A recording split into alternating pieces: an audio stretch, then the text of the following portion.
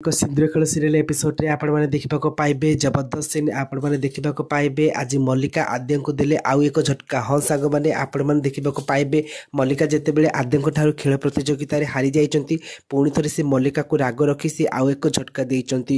ସମସ୍ତଙ୍କ ସାମ୍ନାରେ ଆନାଉନ୍ସମେଣ୍ଟ କରିଛନ୍ତି ଯେ ଏଥର ତାଙ୍କ ଝିଅମାନଙ୍କ ସହିତ ତାଙ୍କ ବାପାମାନେ ଖେଳିବେ ଆଉ ଏ ଗେମ୍କୁ ୱିନ୍ କରିବେ। ଆଉ ଏକଥା ଶୁଣି ଆଦ୍ୟଙ୍କୁ ତାଙ୍କ ଝିଅ ଆନ୍ୟା କୁହନ୍ତି, ମା ମୋର ତ ଏ ଦୁନିଆରେ ବାପା ନାହାନ୍ତି, ତାହେଲେ ଏ ଖେଳ ତ ମୁଁ ହାରିଯିବି। ଆଉ ଯଦି ଏ ଖେଳ ମୁଁ ହାରିଯିବି ତାହେଲେ ମୋତେ ବହୁତ କଷ୍ଟ ହେବ।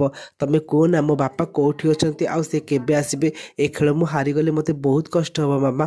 ଆଉ ଏକଥା ଶୁଣି ଆଦ୍ୟାଙ୍କୁ ପୁରା ଝଟକା ଲାଗିଛି। ଆଉ ପାଖରେ ଅଂଶୁ ଥାଏ, ତାଙ୍କୁ ମଧ୍ୟ ବହୁତ କଷ୍ଟ ହେଇଛି। ଆଉ ଏକଥା ଶୁଣି ପୁରା ପରିବାର ଲୋକ ଆଦ୍ୟାଙ୍କ ଉପରେ ହସନ୍ତି। ତ ଫ୍ରେଣ୍ଡସ୍, ଆପଣମାନଙ୍କୁ କ'ଣ ଲାଗୁଛି ମଲ୍ଲିକାର ଏ ଷଡ଼ଯନ୍ତ୍ରକୁ କ'ଣ ଅଂଶୁ ଫେଲ୍ କରିବେ?